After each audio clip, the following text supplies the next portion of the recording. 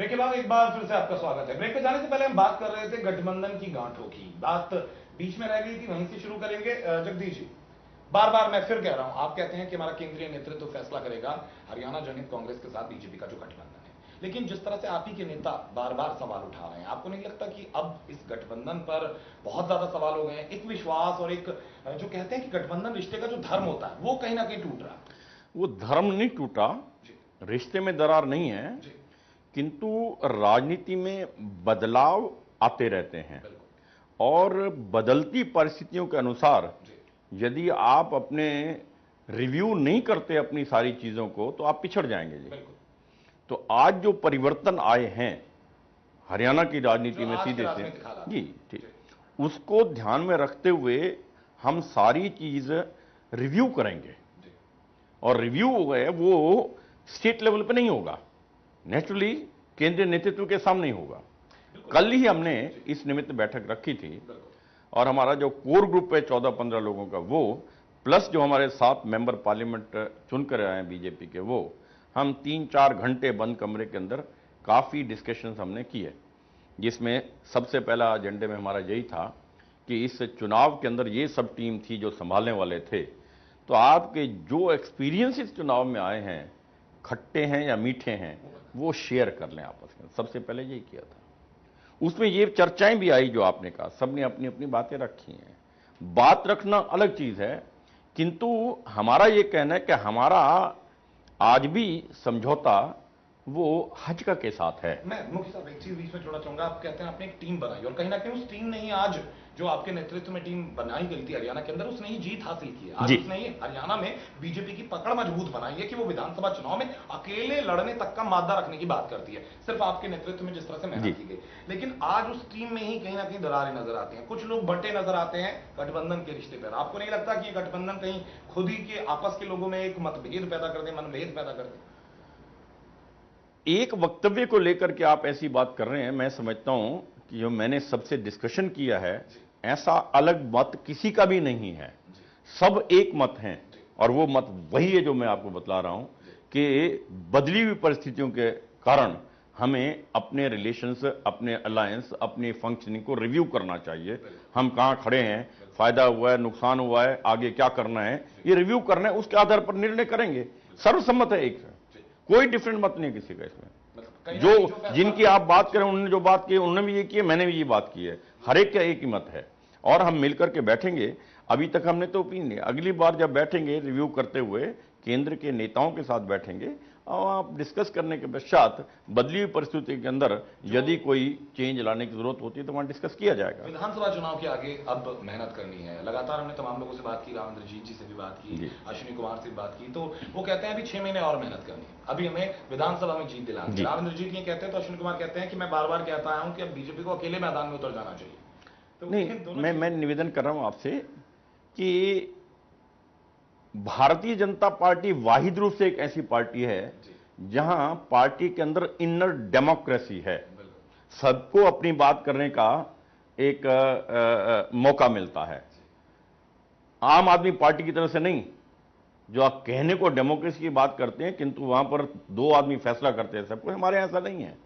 हर एक विधायक को पूरी छूट होगी, हर एक एमपी को पूरी छूट होगी, अपने विचार रखेंगे, किंतु निर्णय बैठ करके डिस्कस करके करेंगे और निर्णय होने का वो सबके लिए सबका एक निर्णय होगा। इसी को डेमोक्रेसी कहते हैं। लोकसभा की 7 सीटें आपने जितवाई, आपने जो मेहनत की, जो जमीनी स्तर पर की, आपने कहा संगठन खड़ा किया, फिर उसका सदुपयोग किया, उसके बाद चुनाव प्रबंधन की जो एक नीति बनाई आपने, वो सफल भी हुई और शायद आपको इस बात का श्रेय भी जाता है। इस बात के लिए हम आपको श्रेय भी देते हैं और इस बात के लिए कहते भी हैं कि बीजेपी को अगर हरियाणा में किसी ने स्थापित किया तो वो प्रभारी जगदीश मुखी जी हैं, जिन्होंने एक शुरुआत से लेकर उस वक्त आप पहुंचे जब बीजेपी का कोई अस्तित्व नहीं था और आज वो स्थिति है कि बीजेपी एक सबसे मजबूत पार्टी है। विधानसभा चुनाव की रणनीति क्या खास, क्योंकि विधानसभा चुनाव लोकसभा से बिल्कुल अलग होंगे, ये बात आप भी मानेंगे, मुद्दे अलग होते हैं, मुद्दे स्थानीय होते हैं और वहां पर मुकाबला अब आपका 3 लोगों से, कांग्रेस से है, आम आदमी पार्टी से है और साथ साथ मैं कहूं इनेलो से है। तो इसका जवाब देने से पूर्व मैं ये चाहूंगा कि आप जो रिजल्ट्स हैं उनका एनालिसिस देखें।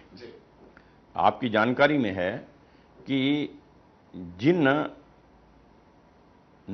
8 सीटों पर हम चुनाव लड़े उनमें से 52 विधानसभा क्षेत्रों के अंदर हमने विजय प्राप्त की, यानी वहां पर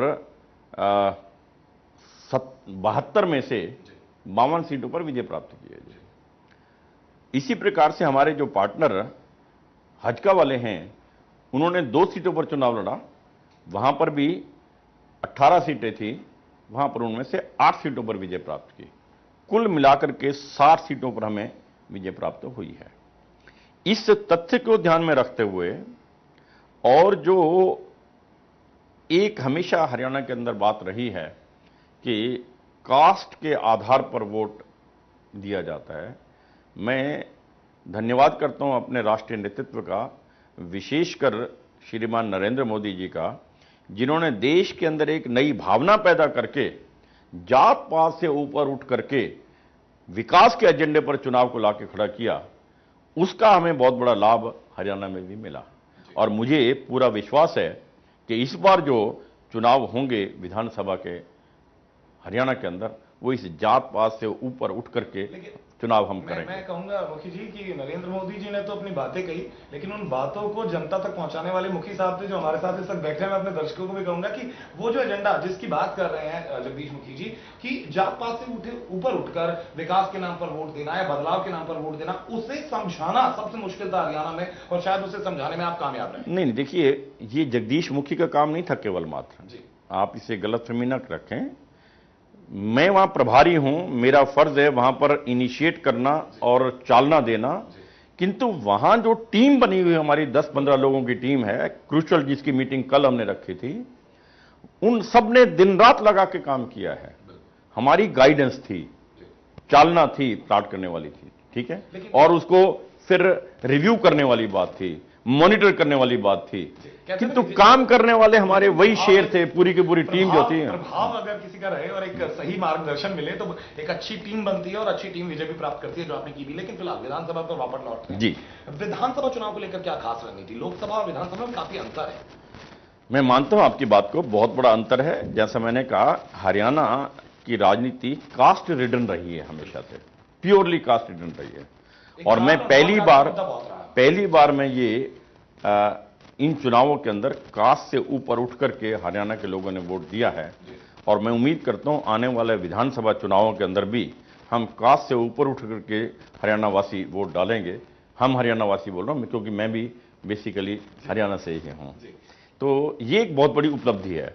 मैं अभी तक हमने स्ट्रेटेजी हमारी क्या रहेगी डिस्कस नहीं किया है।